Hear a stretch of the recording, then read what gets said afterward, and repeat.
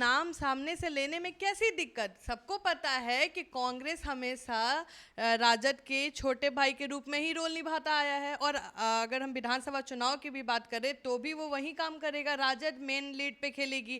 कांग्रेस को ये बोलने में क्या जा रहा है कि तेजस्वी यादव ही सीएम होंगे, उन्हीं के नेतृत्व में चुनाव लड़ा जाएगा? तो बता दिया ना। हाँ, मतलब आप कह रहे हैं कि सीएम फिर क्या मुकेश सहनी जी को, जो अत्यंत पिछड़ा, सहनी अत्यंत पिछड़ा के बेटा है, क्या अत्यंत पिछड़ा को उप मुख्यमंत्री नहीं बनना चाहिए? बताइए कि जो यात्रा कन्हैया लेके चले थे, पलायन रोको नौकरी दो यात्रा, उसमें तेजस्वी यादव क्यों नहीं शामिल हुए?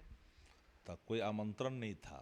तो में प्रशांत किशोर हाफ पैंट पहन के कहीं पर गुल्ली डंडा खेलते होंगे, उनको क्या पता बेचारा कि नब्बे के पहले का बिहार देखा कहाँ वो। तो यादव बोल रहे हैं कि सीएम इस बार कांग्रेस में से ही बनने दीजिए, कोई दलित के बेटे को बनने दीजिए, बाबूजी सीएम रहे, माँ सीएम रही। ये कौन पार्टी का नेता है? पप्पू यादव का बात। कौन पार्टी का नेता? तो ये तो बिन बुलाए मेहमान है। पप्पू यादव सांसद है, आप लोग बिल्कुल इज्जत ही नहीं करते हैं।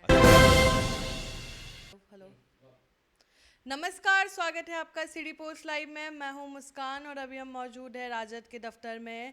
सवाल यह बन रहा है कि जनसुराज आज 4 बजे प्रेस वार्ता करने जा रही है, और उनका मुद्दा यह नहीं है कि जनसुराज से रिलेटेड, उनका मुद्दा यह है कि कांग्रेस कभी भी तेजस्वी यादव को एज अ सीएम घोषित नहीं करेगी। कैसा लग रहा है सुनने में? थोड़ा अटपटा लग रहा है?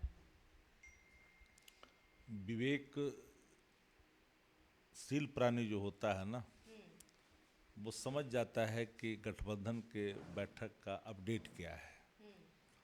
राजनीतिक विवेकहीनता जिसके अंदर हो, जो पार्टी काम करता हो भाजपा के लिए, भाजपा के एजेंडों के साथ अपना स्लोगन लगाता हो, उन 24 के चुनाव में 400 पार का नारा लगाता हो, वो पार्टी थोड़ी है, वो तो भारतीय जनता पार्टी का वो बेबी प्रोजेक्ट है। बीजेपी वाले बोलते हैं कि वो राजद का भी प्रोडक्ट है, आप लोग बोलते हैं बीजेपी का भी प्रोडक्ट। नहीं, हमने कहा कि ये भारतीय जनता पार्टी का बेबी प्रोजेक्ट है, और भारतीय जनता पार्टी के लिए ही काम करता, तब तो 400 पार का नारा लगा रहा था साथ में।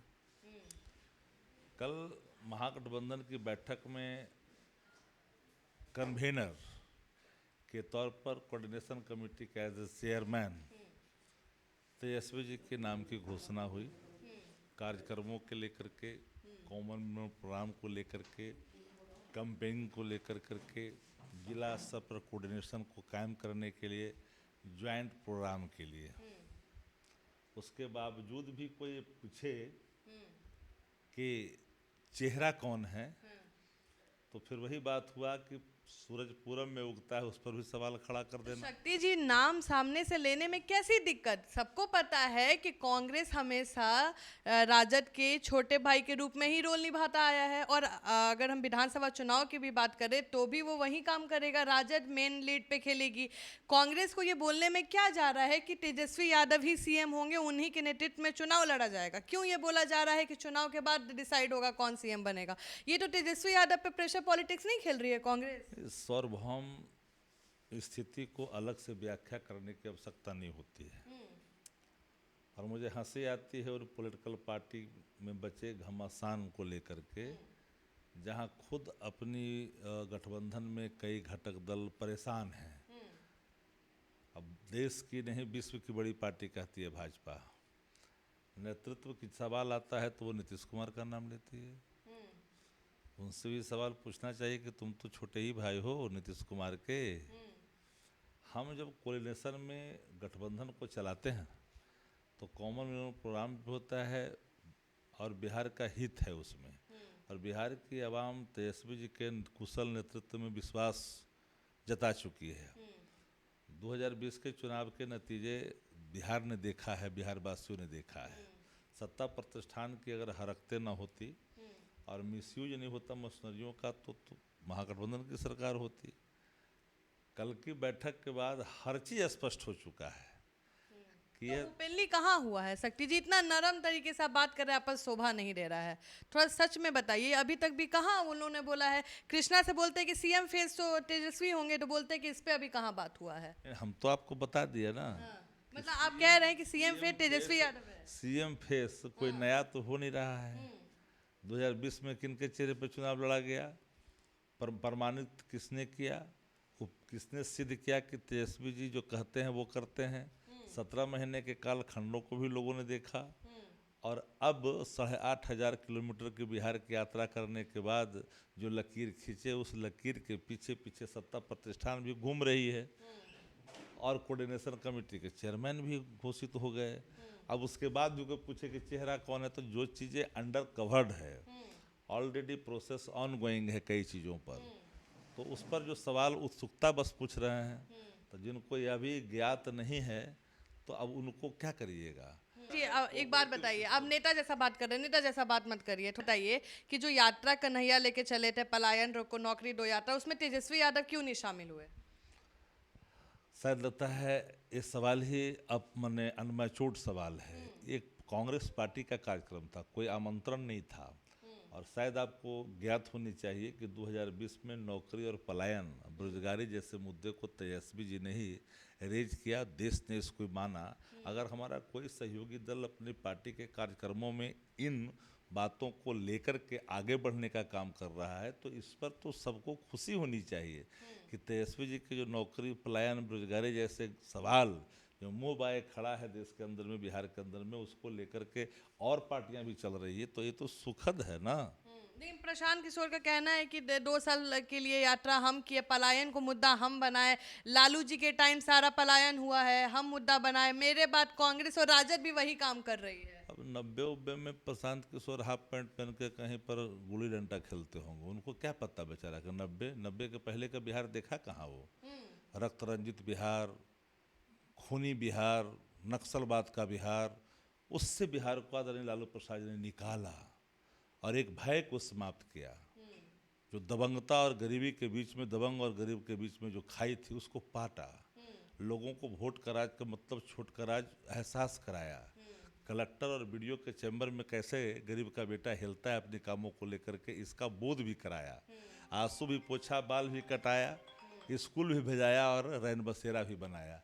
लालू जी की सोच जो है आम जन की सोच है, जो लांछित है, उपेक्षित हैं, वंचित हैं, सदियों से शैक्षणिक रूप से, आर्थिक रूप से, सामाजिक रूप से जो कमजोर हैं, उसको मुख्य धारा में लाना। सोशल एम्पावरमेंट के सबसे बड़े अगर नेता के रूप में अगर किसी को देखिएगा देश के अंदर में, तो आदरणीय लालू प्रसाद जी इसके कारण हैं। इस देश के परिवर्तनकारी इतिहास में डॉक्टर राम मनोहर लोहिया की सप्त क्रांति और लोकनायक जयप्रकाश नारायण जी की संपूर्ण क्रांति, टोटल रेवोल्यूशन, जिसके उपज कई नेता हैं, उसके बाद एक क्रांति 90 में आई। आदरणीय लालू प्रसाद जी ने जब शासन की बागडोर संभाली, वो क्रांति आई, सामाजिक क्रांति, सोशल रेवोल्यूशन। तो तीनों कालखंडों को देखिएगा खंडशः, तो आपको लगेगा कि हर एक दूसरे के पूरक हैं। अच्छा, एक सवाल सबके मन में आ रहा है कि कांग्रेस इस बार सीटें ज़्यादा मांग रही है, उप मुख्यमंत्री का सीट जो 2 सीट है वो भी मांग रही है कि हमारे ही पार्टी से हो, उस पर क्या कहिएगा? क्या ये लालू जी जो अभी बीमार हैं, क्या उसका ये फ़ायदा उठाया जा रहा है कि अगर लालू जी होते थे तो कांग्रेस को मुश्किल से 5-6 सीट दम पैर हाथ जोड़ने पर देते थे लालू जी, और अभी जो सीट का मांग किया जा रहा है कांग्रेस के द्वारा, और उप मुख्यमंत्री का भी सीट का मांग किया जा रहा है, और कहीं ना कहीं तेजस्वी यादव पे प्रेशर बनाया जा रहा है, तो क्या लालू जी के एब्सेंस में ये सब कांग्रेस कर पा रही है? अच्छा, मैं अब जानना चाहता हूँ, क्या मुकेश सहनी जी को, जो अत्यंत पिछड़ा का, मुकेश सहनी जी भी तो मांग रहे हैं। मुकेश सहनी अत्यंत पिछड़ा के बेटा है, क्या अत्यंत पिछड़ा को उप मुख्यमंत्री नहीं बनना चाहिए? दलित के बेटा को उप मुख्यमंत्री नहीं बनना चाहिए? अल्पसंख्यक को उप मुख्यमंत्री नहीं बनना चाहिए? बनना ही चाहिए।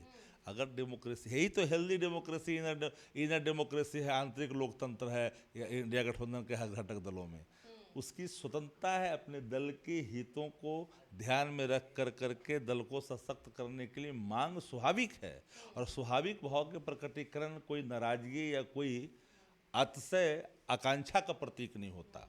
तो मेरा मत तो इन बातों को लेकर पहले से ही साफ है कि हम जिस की राजनीति करते हैं, उस राजनीति को कोई बल देता है तो बेहतर तो होगा बिहार के हित में। पप्पू यादव बोल रहे हैं कि सीएम इस बार कांग्रेस में से ही बनने दीजिए, कोई दलित के बेटे को बनने दीजिए, बाबूजी सीएम रहे, माँ सीएम रही। कौन पार्टी का नेता? पप्पू यादव का बात। कौन पार्टी का नेता? किसी पार्टी के नहीं है, लेकिन कांग्रेस से कहीं ना कहीं अपना लगाव दिखाते हैं। निर्दल भाव का प्रकटीकरण किसी दल के निर्णयों का प्रतीक नहीं होता, और बिन बुलाए मेहमान, जहाँ कभी आमंत्रण न मिले वहाँ पहुँच जाना। गुजरात में तो बुलाए गए थे। भ्रम का शिकार है, कोई नहीं बुलाया था। आप लोग वहां से आके बोले कि 40 से नाम है और सीएम में हमारा भी नाम है। आप बताए ना कि कोई सब जो है ना कि कहावत गाँव है ना का वही हाल है इनका, तो ये तो बिन बुलाए मेहमान है। पप्पू यादव सांसद है, आप लोग बिल्कुल इज्जत ही नहीं करते हैं। अच्छा एक बात ना बताइए, कांग्रेस कर रही है ना आप कर रहे हैं। सवाल इज्जत का नहीं है। भारतीय जनता पार्टी ने एक रास्ता और खोल दिया है। क्या है वो रास्ता? वो रास्ता खोल दिया है, देखिएगा पप्पू यादव पहले भी भारतीय जनता पार्टी के साथ मिलकर के कुछ काम किया था उन्होंने, अप्रत्यक्ष तौर पर, यह भी बिहार के लोगों ने देखा है। अगर कांग्रेस पार्टी के हितैषी होते तो कांग्रेस पार्टी के आइडियोलॉजी, कांग्रेस पार्टी के बयानों के इर्द गिर्द ही घूमते। लेकिन अगर पप्पू जी बयानों से अलग, कांग्रेस के बयान से अलग हैं, तो आप समझ सकते हैं कहीं निशाना है, कहीं पे निगाहें, कहीं पे निशाना, कहीं पे। ये बात तो स्वीकार करनी पड़ेगी। पप्पू जी अपना निर्दल है, निर्दल भाव है उनका, तो निर्दल को निर्दल भाव। तेजस्वी यादव का अहंकार है, अहंकार में मत रहिए। सीएम कहाँ कहाँ सीएम बनना है बाद में। जन सरोकार अहंकार का प्रतीक नहीं होता है। अगर नेता जन सरोकार को लेकर करके 8,500 किलोमीटर यात्रा किया, ये अहंकार नहीं था, जन सरोकार है, जनता की नब्ज की पहचान के तरीके हैं डेमोक्रेसी में। और ये तेजस्वी जी ने करके दिखाया। तेजस्वी जी जो करते हैं ना, उसके पीछे पीछे पार्टियां दौड़ती है। चाहे माई बहन योजना हो, चाहे जीविका दीदियों के लिए 15,000 रुपये माहवारी करने का सवाल हो, चाहे वृद्धावस्था पेंशन हो, विधवा पेंशन हो, दिव्यांग पेंशन हो, 1500 करने का सवाल हो।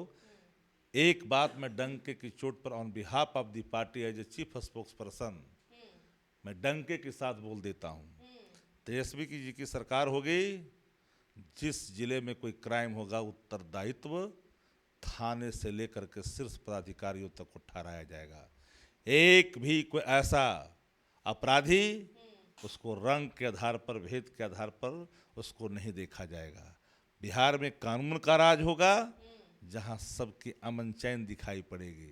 कानून तोड़ने वाले कानून के हिसाब से अपने रास्ते को तय करेंगे। ये है संकल्प तेजस्वी जी का। इसी संकल्पों को लेकर के हम चल रहे हैं। बिहार में कोई कानून तोड़ कर करके मटर गश्ती नहीं कर सकता है, फोटो नहीं खिंचवा सकता है। आज तक बताइए, इतने शराब चूहा पी गए, लगभग करोड़ों लीटर शराब अंग्रेजी बरामद हुए, एकागो एसपी पर कार्रवाई हुआ। ट्रांसफ़र पोस्टिंग का जो मानक इनका है, अगर मोतिहारी से ट्रांसफ़र करते हैं तो किशनगंज लाते हैं बॉर्डर इलाका में। ये सब लोग वेल स्क्रिप्टेड है गवर्नमेंट का। जहाँ पर एक पैरेलल इकोनॉमी है, तो उसके लिए उत्तरदायी कभी ने ठहराया नहीं ना। तो मेरा एकदम साफ है, और इन बातों को गंभीरता से अगर आप देखेंगे तो बिहार के जो चुनाव होने वाले हैं 2025 में, एक संकल्प, एक ही नारा, एक ही जज्बा, एक ही विश्वास, एक ही आकांक्षा को लेकर के आमजन चल रहा है। और हर गली, हर मोहल्ले, हर बसावट गांव में एक ही नारा है, नया बिहार, तेजस्वी सरकार, पूर्ण बहुमत अब की बार। तो आप सुन रहे थे शक्ति यादव को, इन्होंने डायरेक्टली बोल दिया है कि सीएम फेज कोई और नहीं, तेजस्वी यादव होंगे। और आने वाले समय में जो बिहार विधानसभा चुनाव है, उसमें बहुमत भी राजद लेके आएगी। आपका क्या मानना है? आप ज़रूर अपना ओपिनियन कमेंट सेक्शन में दीजिएगा। तब तक के लिए बने रहे हमारे साथ। धन्यवाद।